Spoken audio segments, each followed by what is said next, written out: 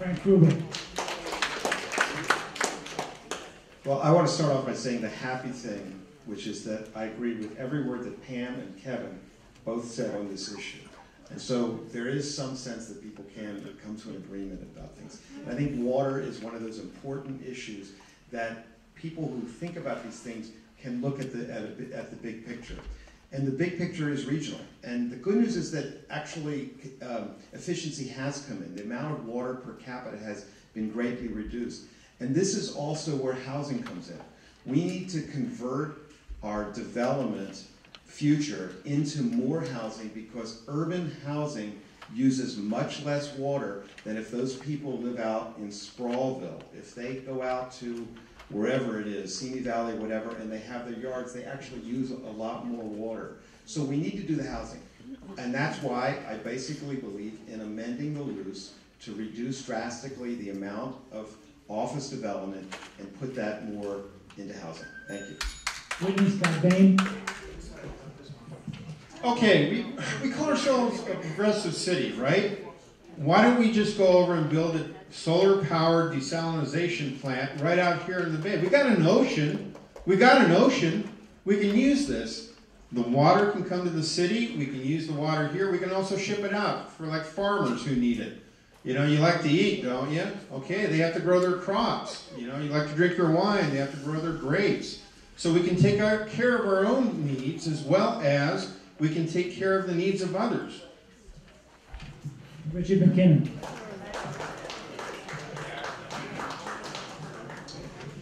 This question has two elements.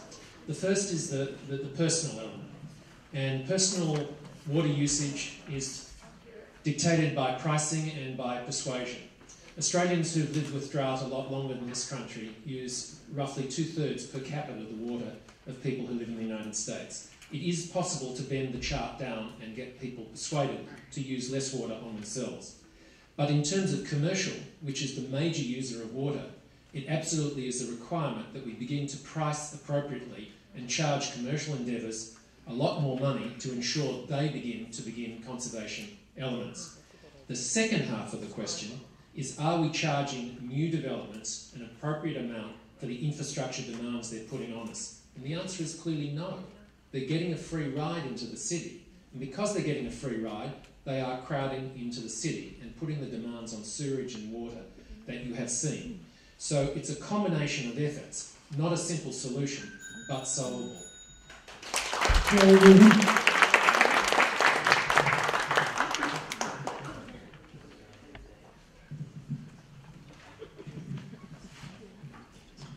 Thanks again for putting this on. Let's be careful on the plastic bottle water, too. And I'm still not happy that we fluoridated our water. But just one point. Remember this. If you have a skinnier, taller building rather than a shorter, fatter one, people in there are going to use the same amount of water. But you might get more open space. Don't forget, more open space, more trees, more of all that we want. It's going to help with the water issue, too. You know we're not going to cancel the Twilight Concert Dance Series because thousands of people are coming down using our water. We're not going to close the beach or close the promenade or close the pier. Let's not become NIMBY about that. Let's understand that we're going to need tight things. We're going to need required low flush toilets in any development, residential, commercial, whatever. We're going to need all of that stuff and personal responsibility as well. Shorter showers. Sue Hemmerich.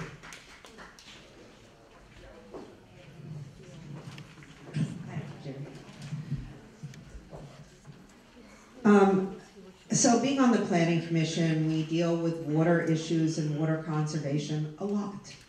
And I often feel that we're a petri dish for ideas that people have about conserving water, conserving energy, and basically how to manipulate the infrastructure of our city. And the fact of the matter is that in January of this year, a story ran in the local paper that for the month before, we used 2 million gallons a day extra water from what was predicted in our sustainable Santa Monica program. This has to come out somewhere. And I see it in these development agreements. We try to insist on low-flow toilets, low-flow shower heads, etc. The developers push back, and unless we insist, it's not going to happen. And it really is about the new development. I think that we do need to insist that they pay for the price that they're putting on us. Michael Feinsmith.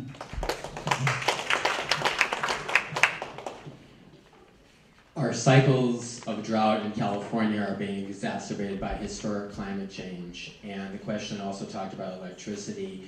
I would strengthen our green building standards to increase the amount of solar generating capacity in all construction, and when we take over Santa Monica Airport, and when we cover most of the I-10 freeway and turn it into a park, which I'm also proposing, I would include solar generating capacity in those areas. On water, we need to increase our efficiency. We started the pricing strategy when I was on the council. I was the person who proposed in the RAN project that we use the recycled water for their toilets there that we get out of the Smurf, which we also approved when I was on the council. We need to increase the amount of gray water used and push DHS in the county to allow for systems to do more of that. Thank you. Okay, thank you. Now we're going to go into our final series of questions, and we're calling this, as we've gotten to know the candidates a little bit tonight, I think they've gotten to know each other a little bit too. So this is called Easy, Tough, You Decide. So each candidate, we're going to pick a name, and we're borrowing this from the Daily Press format. We'll have a chance to ask another candidate a question.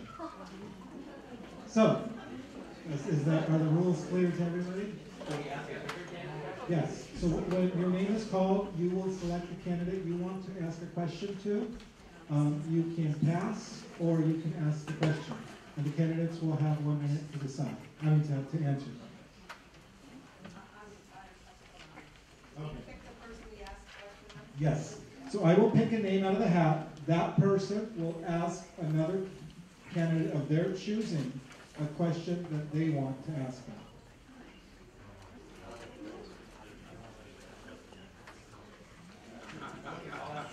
And none of the candidates knew of this question. Can a multiple person be asked questions? Yes. Multiple person? To make this a little fair, I'm going to give everybody like a minute to think of a question just in case they're called first. So if everybody wants to take a minute to think of a question, I'm ready.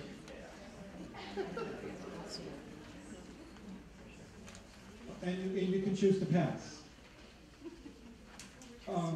I will.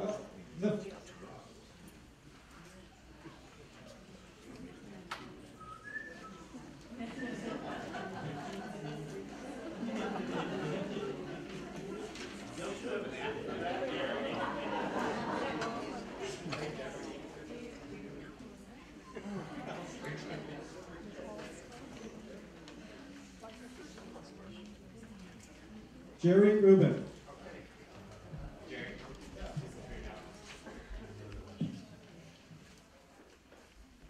And with all respect, I'm not picking on anyone because I think you're all great, but I got Sue Himmerich's campaign literature the other day. It looks very good. There's a lot of interesting, good stuff, but you didn't put anything in there about an important issue dealing with art. What are you going to do about preserving and saving art and enhancing it in Santa Monica? And why isn't it on your flyer?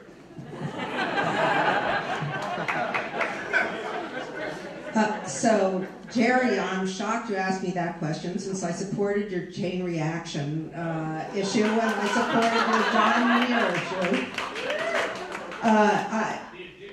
One of the things that I think is impressive about Santa Monica is that it's a lifelong learning community, and that includes the arts. We have arts from, the earliest time in school. We have Stairway to the Stars. We have all sorts of art programs in Santa Monica. We have an Ed Foundation that supports, among other things, arts in Santa Monica schools. And at the end of the day, I think that all of us support arts. It's in essence an artistic community, and every time Jerry calls on us to support one of his projects, we all do. So I think that we believe in it, we support it in our schools, and we support it when Jerry asks us to.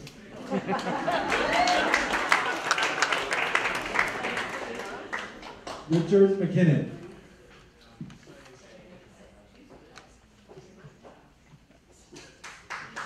Michael Feinstein.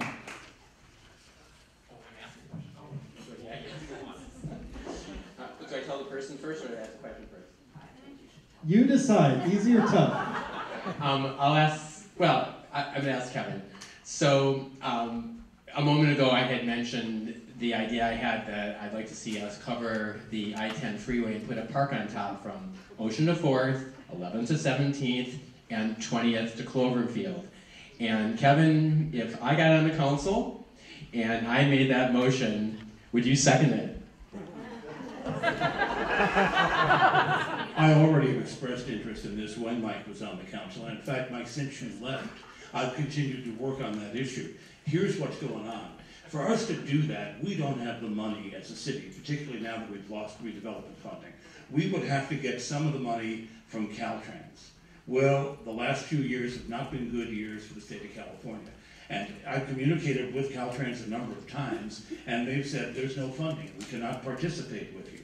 What I'll commit to now, whether or not you end up back on the council, is following up one more time with Caltrans, because the state of the economy in California has improved. I do think that getting rid of the freeway as a dividing stripe through the city and making it into a green stripe through the city makes a lot of sense.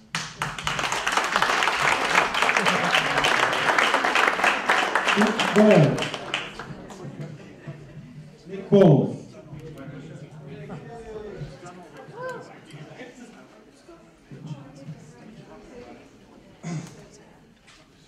All right. This question is for Kevin as well. Councilmember, what would be the benefits of having a voice for the youth of Santa Monica on the city council?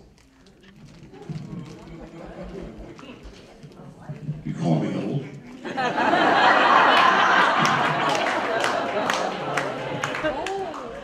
One of the things I feel that our generation of leadership in Santa Monica has not done as well as we could have is encourage and nurture new generations of leadership. And I strongly believe that we need to have people who come up through the system of the city, who understand the issues of our city, who are ready to take the reins of leadership. Because I'll tell you right now, folks, I don't intend to do this forever. I'm asking for your vote to do it another 4 years, and I will work as hard as I have, and I'll continue to work as my record shows for you as residents. But someday, we do have to have new people on the city council of a new generation. There was a time when I was that new generation. And you know, it frustrates me that we have not yet seen a generation of leadership step forward. Nick, I'm glad you're running, and I honor the fact that you're willing to run for city council.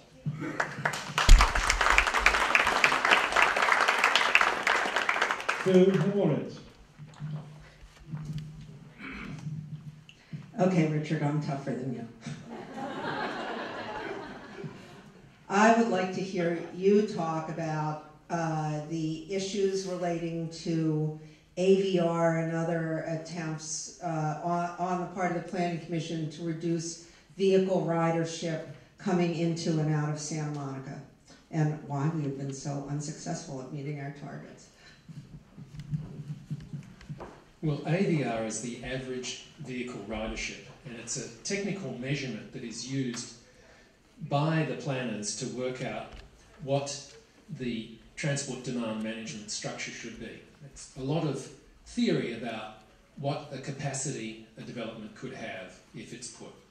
Now, the big problem that we've had in the city is in the 3 or 4 years that I've been on the city Planning Commission, we've written TDM into development applications and all sorts of agreements that have come to us. The city has never implemented a TDM program to date. So that nothing that we've recommended has in fact been put in place, and the no new net trips at PM, it doesn't exist today. The city keeps promising at some stage in the future it's going to happen. AVR in the right hands, which strikes at commercial development and tells them they have to put more people in each car entering or leaving the city, is a very valuable tool to controlling traffic. We haven't seen that implemented to date.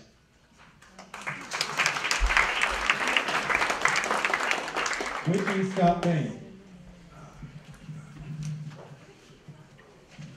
One for Pam. What would be the benefit of closing the Santa Monica airport and putting all those people out of work, closing down Typhoon, closing down Spitfire Grill, putting out, all those aviation flight schools out of business?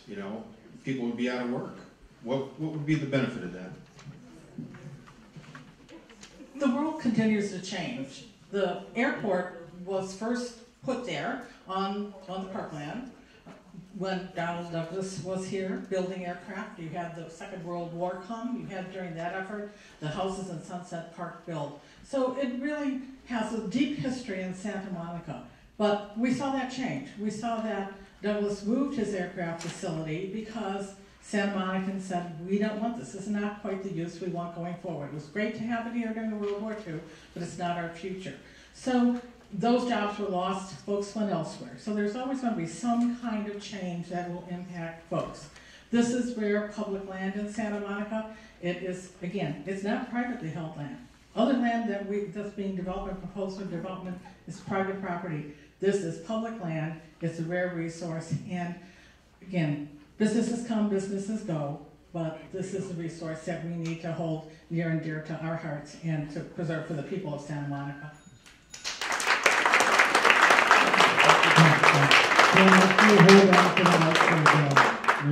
Okay, Nick Bowles. Nick. No, right. My question to you, because you're here representing the young generation. So, kind of, what is your vision for Santa Monica?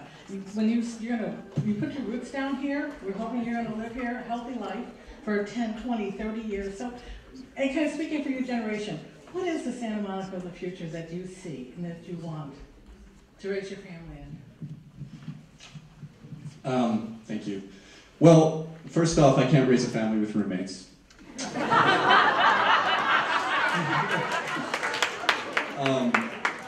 But the bigger issue is I want to have a family. I want to plant roots here, and I want to be able to have housing and have space. A 3-bedroom apartment, not a 1-bedroom apartment, or maybe a 2-bedroom if I have an office. And, depending on how many kids I decide to have. The other thing is I'd like to see a Santa Monica where the youth and the elder adults work side by side, where local businesses sponsor the local YMCA youth clubs, where children are valued, where people are valued, where I know I'm a regular down the street at the New York Bagel, where it's local businesses, it's local people, and there's a community connected together that come from diverse backgrounds and that all have equal access to opportunity. Thank you.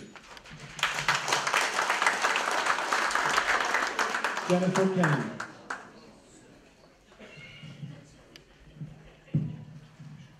My question is for Sue Himmelrich. What can volunteers, what can Santa Monica, what can you do to help prevent displacement in Santa Monica? So we're seeing a tremendous rise in displacement. We're worried about the Pico neighborhood with the help of Jennifer Kennedy and Kevin McEwen and Maria Loya, who's out there, and Oscar De La Toya and Gloria Garvin, who's sitting right here. We put in a temporary stopgap measure to try to prevent additional displacement, such as what we're afraid is going to happen near Virginia Park at 21st and Virginia, where we're losing 15 affordable units for 21 unaffordable units. And we need efforts to prevent landlord harassment. We need efforts to keep tenants in their units, because Costa-Hawkins allows landlords who get rid of tenants to jack up the rent to market rate, or alternatively, they can elicit and build condominiums, and we are the gold mine of the Los Angeles area. John Mann. I like a good joke just like anybody. I'm a hothead. Patrick Henry was a hothead. Because of him, we're flying the Stars and Stripes instead of the Union Jack. So, Kevin, you and I both work for the school district. I've been working for him since the 80s as a substitute teacher, along with my other full-time job. I lost that job, so now I'm only working occasionally, and my income has gone way down since I started running for office. I would like to know, Kevin, what you earned when you first went to work for the school district, what year, what you did, what you're doing now, and what was your highest year. My total maximum earnings in 1 week is $690, $138 a day. I usually only work 1 day a week.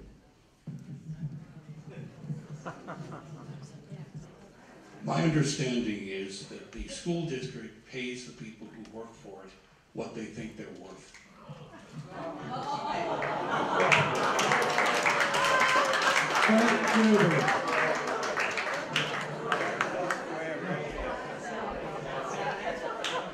Robert, John, you had your opportunity to ask the question.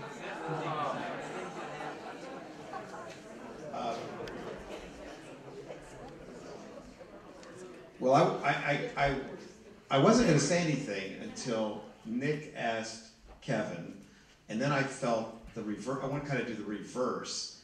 It's sort of like what Pam said, but it's a little bit different. I mean, I kind of look at Nick and I see myself maybe 30, 35 years ago, or even longer in college days. And I think a lot of people here come out of that same era, if I may look around, of activism, 60s and 70s and all that.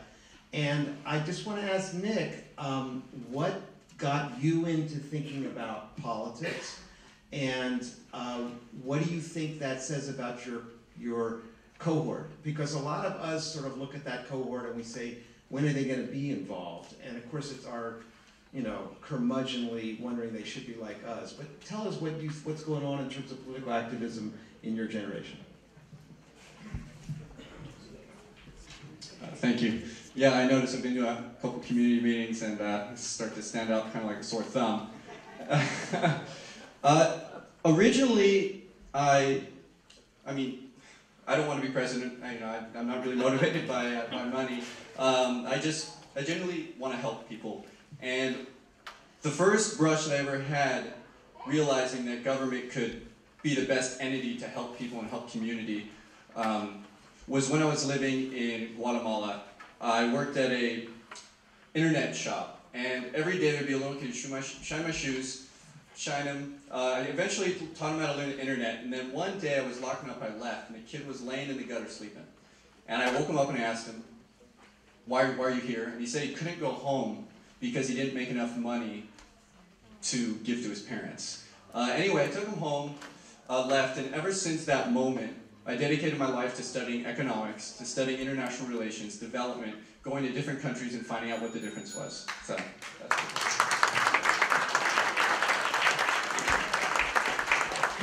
it.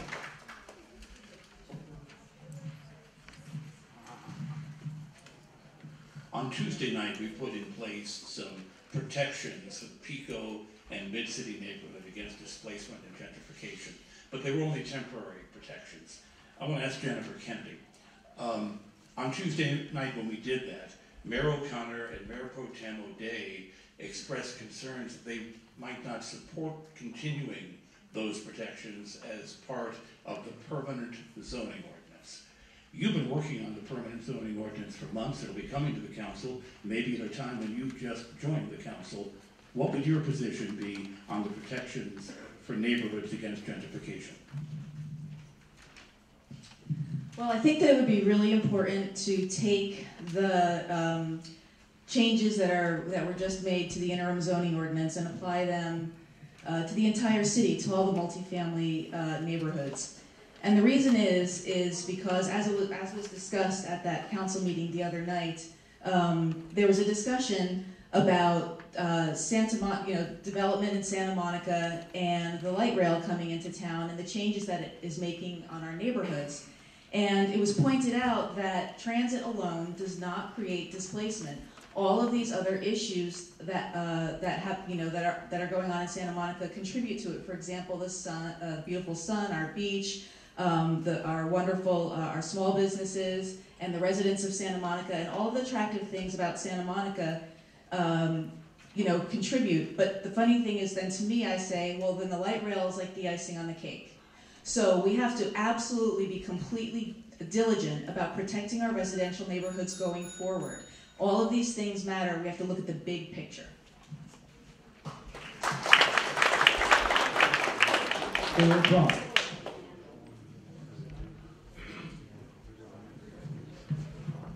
Mayor O'Connor,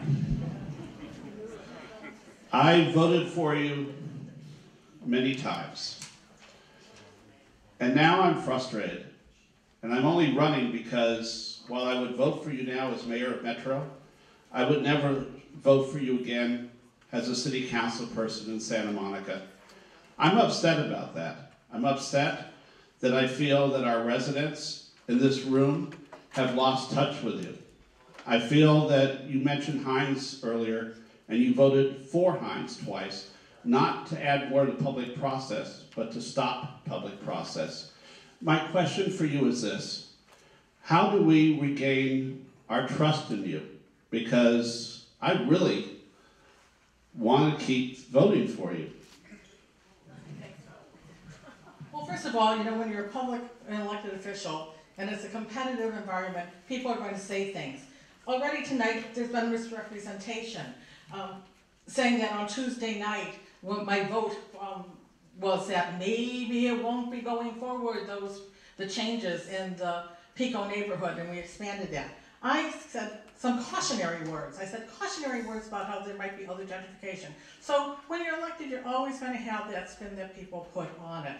So what I can say is that I'm upfront, I'm straightforward with folks. I think that's one reason why I get some grief, because I don't pander. I don't just say what you want to hear. No, I don't say what you want to hear. We've heard a lot tonight, candidates saying exactly what you want to hear. I said, I believe in the land use and circulation element. I believe in listening to our community. I believe in the tweaking it as we're going to be going forward. That's what this whole zoning ordinance is about, how we then implement it. And so anyway, I look forward to running hard and representing the people of Santa Monica again. And the last person is Terrence Slater. Okay, Terrence, your mom's here. Thank you very much. See, one of the beautiful things about being honest is that she taught me, whether she was there or not, to be honest. I'd like we worked very hard on Proposition T. Bobby Shriver, myself, Bill Rosenthal, and Kevin McEwen. And I would like to ask this question: that would you be for putting in some instrument to keep government officials, both past and present, because they're here with us, that sell their influence from City Hall, from the bench? Would you put in an instrument that they would stop them from doing that, or maybe even just an adjustment to that they had to give it to a seniors program or to the educational system if they did take any money from developers or anyone else to sell their influence from their city and government involvement? And Kevin, I'd like to ask this question of you. I don't think people should be taking money from those who are coming to the city for decisions that will profit them. Pure and simple. Not before, not after. I don't think people should be allowing developers to retire their campaign debts.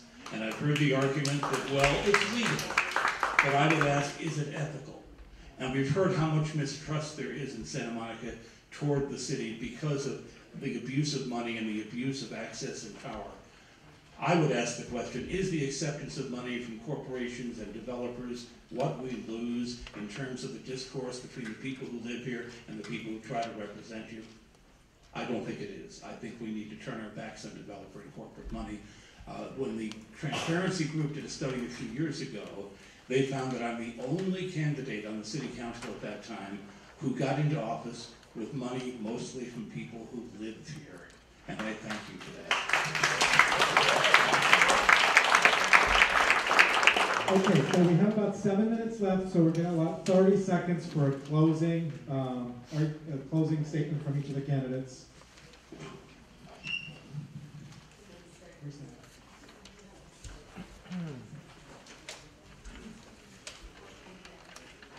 Kevin McEwen. For 16 years, I have been the one who is always there for neighborhoods and for neighbors. I've worked with Wilmont on closing the Parlor Sports Bar and the elimination of the 14th and Wilshire Activity Center. With OPA on the abuses at Edgemar. I helped Northeast Neighbors with the AMOX, Sunset Park with the airport, Mid-City with car dealers, Pico with new protections against gentrification and development, NOMA with monster mansions. I'm committed to residents. I'm accessible and I'm effective. I'm Kevin McKeown. I'm running on my record and I ask for your support.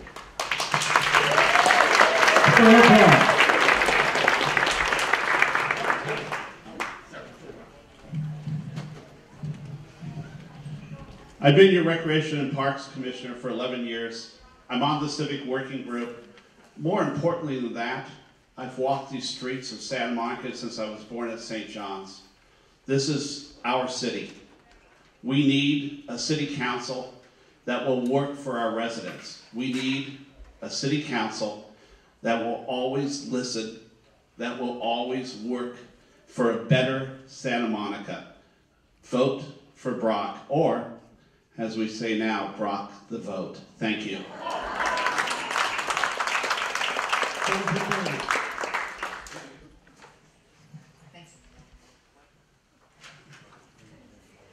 I wanted to tell you that I am one of the people who's running on my history of community service to the residents of Santa Monica, and also as a member of the Planning Commission and a former Rent Control Board member.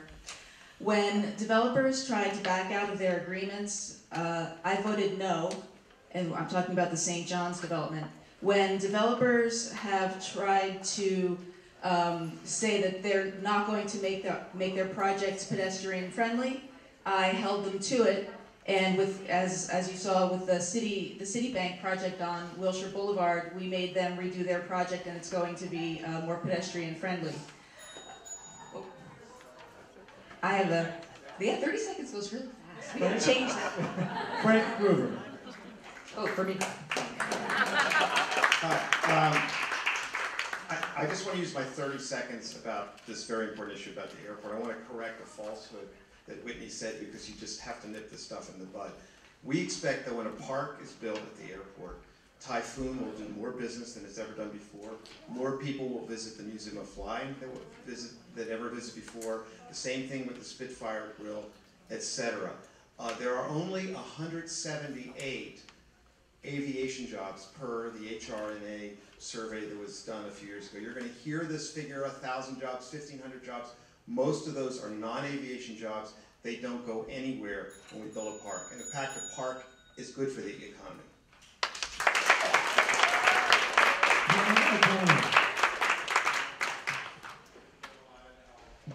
Hi.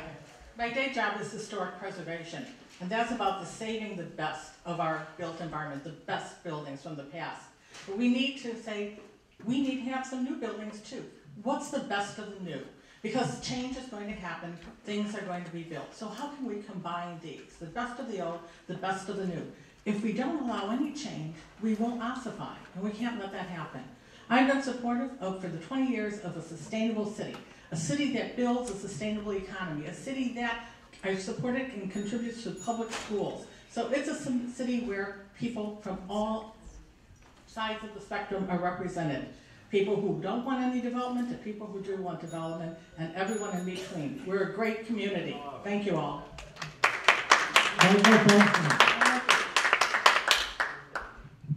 Most of you know me from the council. After that, I spent the next 2.5 years taking care of my mom, who had Alzheimer's here in Santa Monica until she was gone. After my mourning, I spent some time working on the state level on trying to bring about a constitutional convention to deal with our twin democratic and financial deficits. And now, just like I did when I ran for council the first time after the council approved this terrible plan for the Civic Center, I'm freaked out by development, and it's got me feeling like I want to come back and work for you again. Thank you.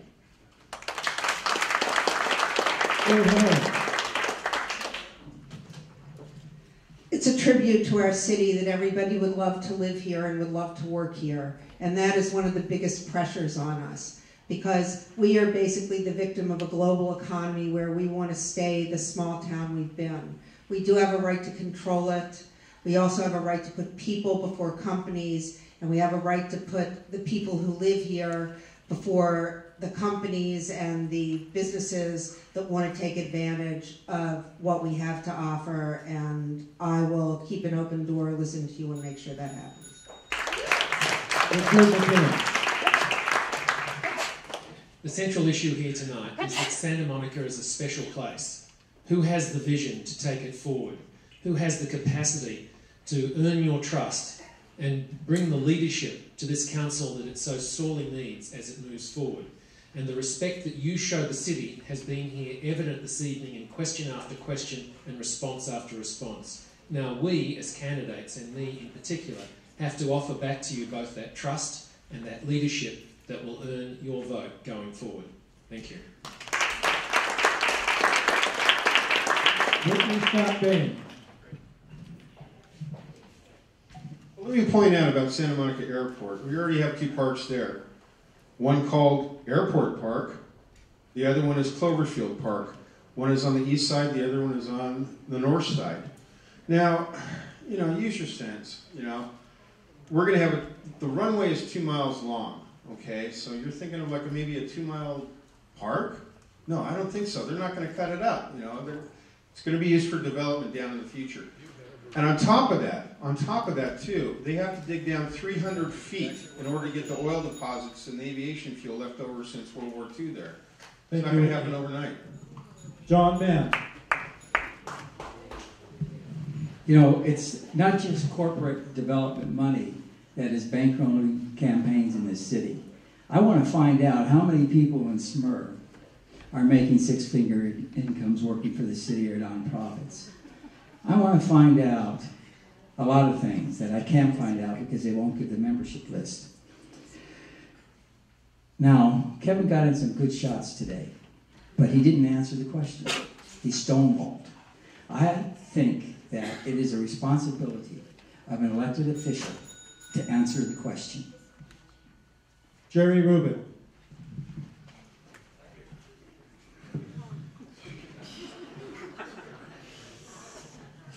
Thanks again for putting this on. None of us speak for all the residents. We should know that. And let's all have respect and be friendly with each other, because we're going to have to work with each other on a lot of different issues we all agree on.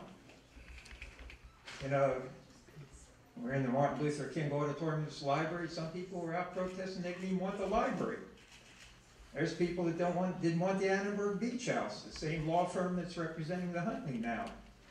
Did the lawsuit to try to kill the Annenberg Beach House. Let's support some of these things and let's be friendly with each other. Thanks for putting this on.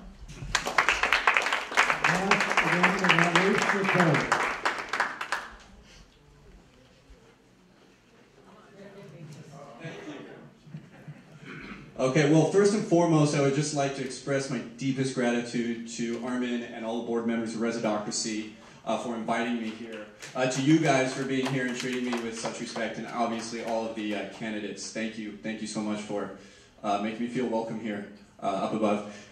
The other thing is, please, if you want more information, I'm at bowls2014.com, bowls2014.com, bowls2014.com. I also got a petition, so I'll be outside. If anybody wants to talk more or find out more, I'll be out there. Bye.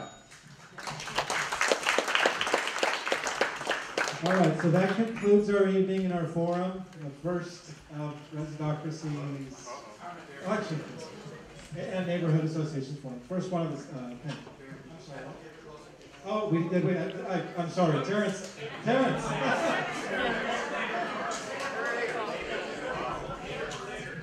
Vote now for later. Thank you very much, Terrence Later. I'd like to say that we lost an amazing guy in the last couple of weeks, and that he was our man from the Santa Monica Daily Press, Daniel Archuleta, and that's going to really sting this process. I also like to say, since the anniversary of my father's passing is coming up, August 11th, I'd like to thank Bill Bauer for writing that article. Look at votenowforlater.com. It's the action that speaks. The action. It's the walk, not the talk. Thank you, Terrence. Thank you very much. I'd like to thank all the candidates for coming. We do have one announcement.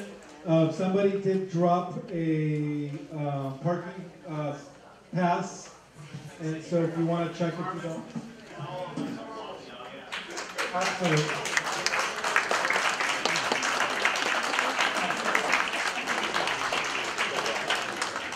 And please don't forget to hand in your feedback forms as you're leaving.